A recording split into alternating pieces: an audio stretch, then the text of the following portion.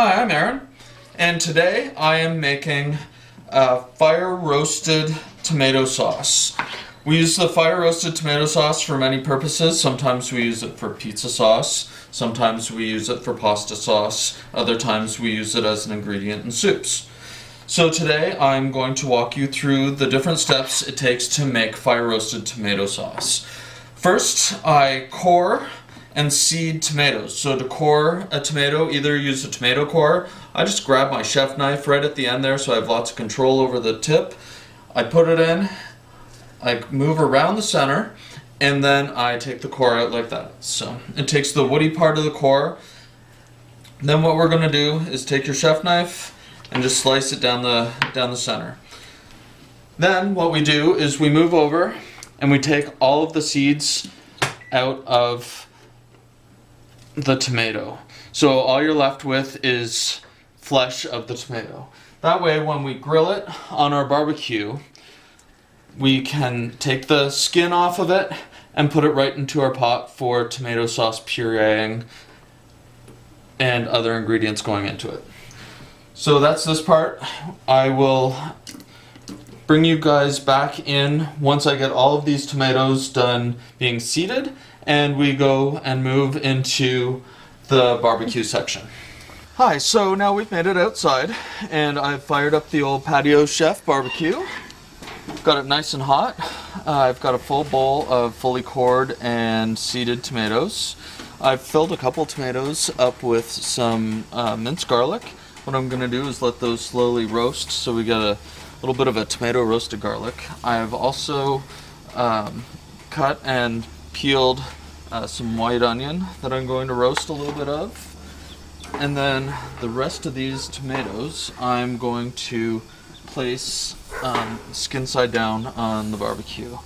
That way I get the full charred effect and the skin will peel away from the tomato, and that will allow me to peel it a little bit easier, and we'll get all that nice fire roasted flavor into the tomatoes. Alright, so I got the barbecue all loaded up with the tomatoes. It's going to probably take 15-20 minutes to get them all nice and roasty. I don't want to rush it because I don't want to burn the tomatoes, but I do want to make sure that they get that nice barbecued flavor in. So I'm going to close the lid and let them cook for a while, and then we'll check back in just a few minutes. So we're back now. It's been around 15 minutes, and I am now turning all of the tomatoes over to see how they're coming along. And as I turn them over, if they're cooked enough, you can see the skin is shriveled and started to pull away from the flesh of the tomato. So if it looks like it's done, I pull off the skin, and the skin will remove rather easily. And then I'm kind of putting it off to the side because I don't want it to fall into my barbecue. And then I take the flesh of the tomato and I am collecting that into a bowl. So it's doesn't take super long to get this done because it has direct contact with some of the fire. Very hot. So I'm gonna finish doing this up, and then we will move back inside where I'm going to show you how the results of the tomatoes go into the pot and the next step of pureeing and getting everything to start to cook slowly in a pot. Okay, now we're back, and I have a full bowl of fire roasted tomatoes, some fire roasted onions, and some fire roasted garlic. There's a lot of liquid in this, but we're gonna cook it slowly and allow all that to cook off. So first I'm gonna add all this into a large stock pot. I would all mix up a little. And then I'm growing some herbs. I have some oregano and some thyme, and I'm going to add that right in there. So I got that nice and mixed. Now what I'm going to do is I have a hand blender or a burr mixer, and I'm going to start to mix this. It's going to take 4 or 5 minutes to get it nice and smooth, and then we'll come back and talk about how I'm going to cook it.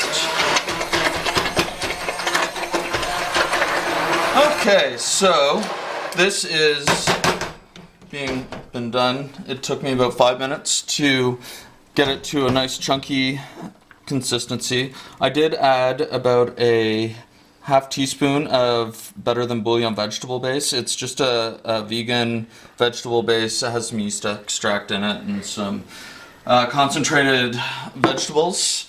And so I'm gonna give this a good grinding of some fresh peppercorns. Give this another little quick stir here. And then I'm gonna turn the fire on real low. And it is going to need to simmer for the next hour and a half to 2 hours. So we'll come back at the end and have a taste and see what it looks like when it's all done. Alright, so we're back now, and I have cooked this tomato sauce for around 3 hours. So all the extra liquid has been cooked out of it as really nice developed flavor. It's a really dark red color. It's going to be delicious on any pasta that we decide to use it on, or any pizza. So I hope my instructions have made for an easy time for you when you decide to make fire roasted tomato sauce.